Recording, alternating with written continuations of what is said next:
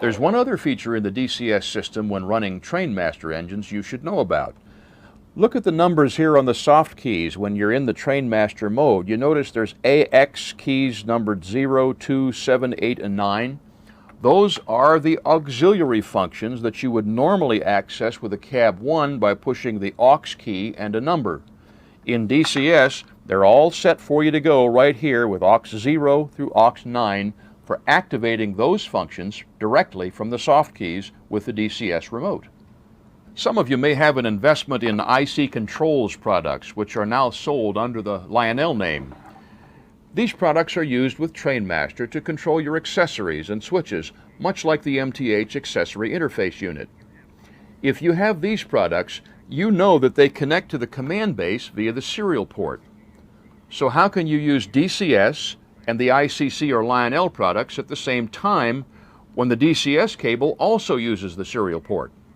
It is possible, but you'll have to make a modification to the cable to do it. You have to solder wires to pins 2 and pins 5 inside the command base end of the cable and bring them out with a pigtail to connect to the Lionel boxes. Pin 2 connects to the DAT line, pin 5 is the COM connection. Now, if you understood what I just said, then you probably know how to modify the cable. And if you don't understand what I just said, don't worry about it. There may soon be a cable available commercially that will do this for you.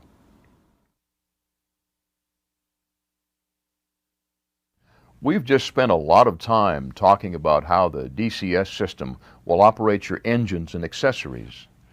I think we ought to take a few minutes to talk about how many different ways you can use it, because the DCS system has even more features that we haven't even talked about yet. Some of these features are beyond what we have time for in this video, and many of you may never use them. But for those of you who want to wring every last ounce of performance out of this system that you can, these features are the icing on the cake. We looked briefly at the advanced menu where we put together a lash-up, but there are several other intriguing menu items here. Let's talk about the route menu first. If you use an AIU to operate your switches, you can automate the operation of a yard, for example, by setting up routes in the remote. Then, if you need to get to track 3 in the yard, for example, you just select the route named track 3 and push the button. All the switches that have to throw to line the yard lead for track 3 will throw.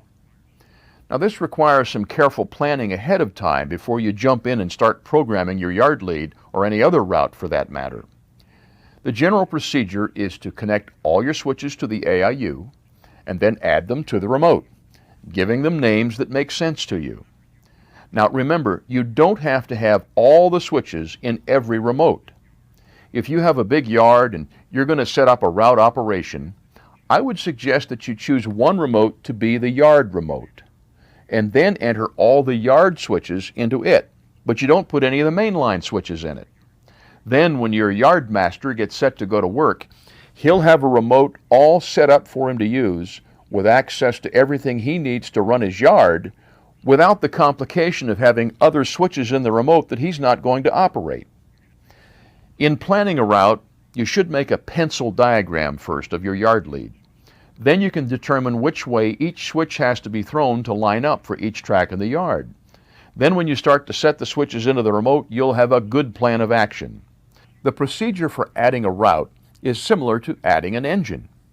Press Menu, scroll to Advanced, press the wheel, scroll to Route Setup, press Create Route, and now this screen should look familiar to you.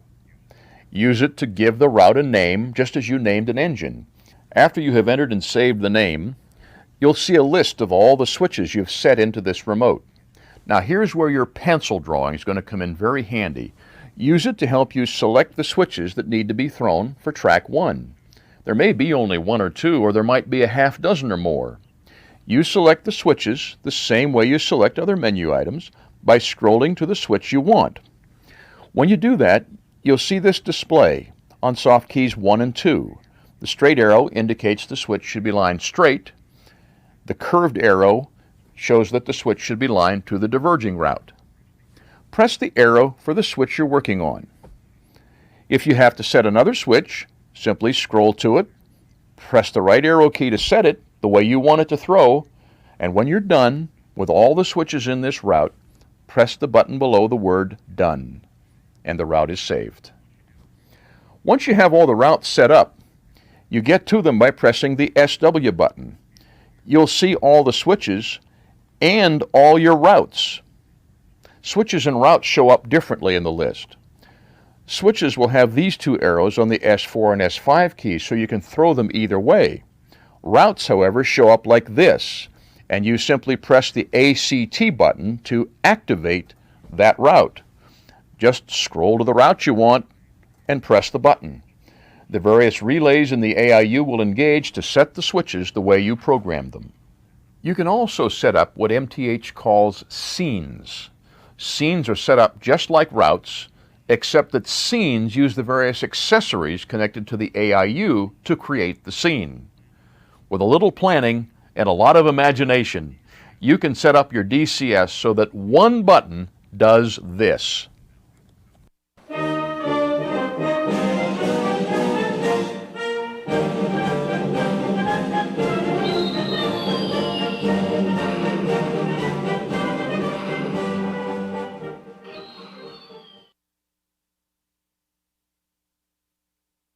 Even though command control has been around in the three-rail market since 1995, when Lionel introduced the Trainmaster system, that's a relatively short time when compared to other scales.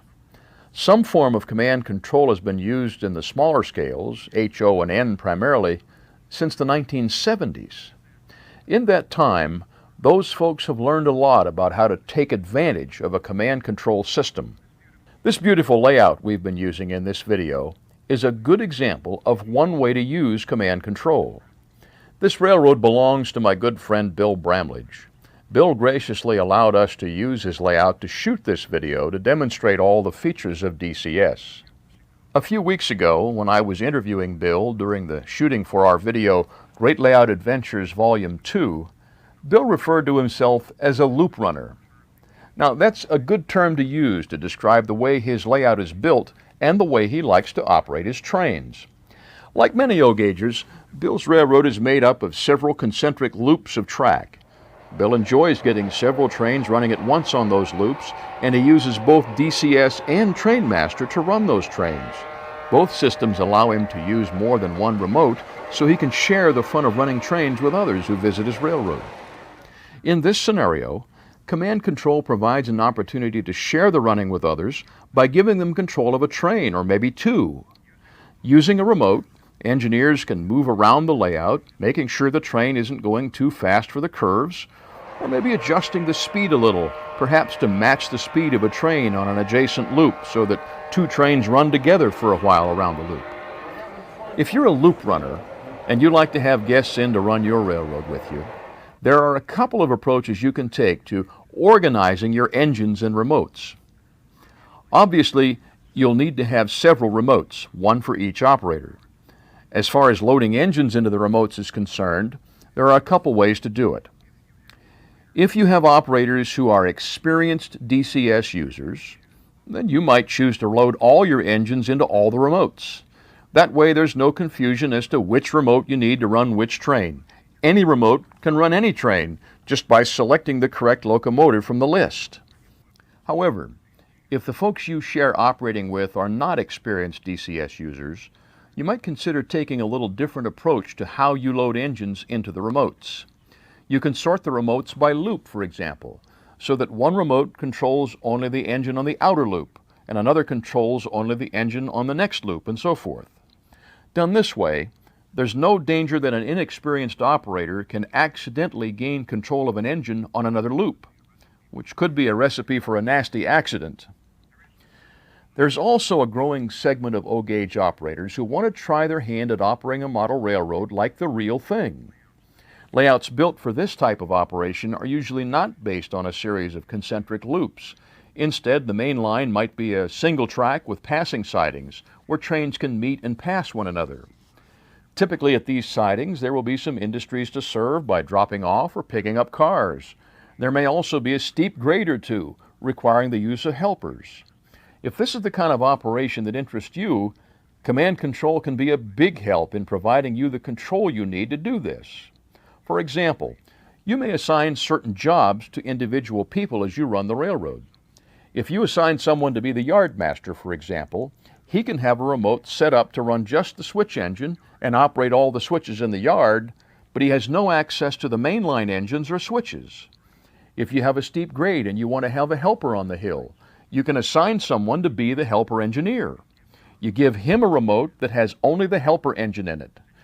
Since you can easily match speeds between engines with DCS, two engineers can operate separate engines on the same train and not tear the train apart, if you're careful and you know what you're doing.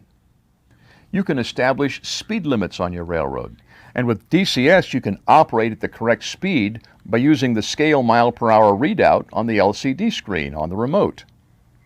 With DCS, you've seen how we can give names to all of our engines, switches, accessories, tracks, and so forth.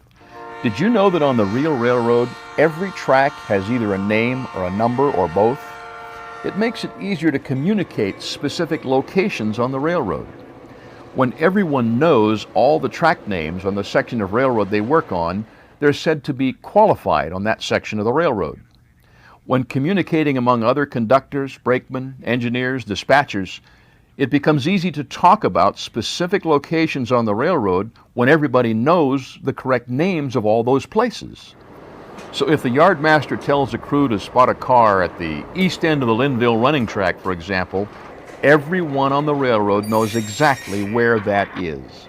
So give some thought to naming your tracks so that they make sense to you and the others who may be operating on your railroad from time to time. The bottom line is that command control, whether it's the MTH DCS system or Lionel's Trainmaster Command System, can give you a whole new perspective on the running of your trains. It gives you the ability to have separate control of every locomotive on your railroad without a lot of complicated wiring or the construction of a big control panel. The DCS system has been designed to take advantage of today's technology in many ways. It's a software-based system, which means that features can be added and the operation streamlined with a simple software upgrade instead of having to purchase a new piece of hardware. DCS also takes advantage of the technology of the World Wide Web. Software upgrades are available on the MTH website for download and installation. You can even download different sound sets for your locomotives from the MTH website. So if you bought a locomotive that has the freight sounds in it, for example, you can download the passenger sound set and put passenger sounds in that locomotive. You'll find the sound sets and the instructions for downloading them on the protosounds2.com website. With a little imagination, you can use DCS to control everything on your layout and almost everything in the train room too. Thanks for joining me to learn about the MTH DCS system.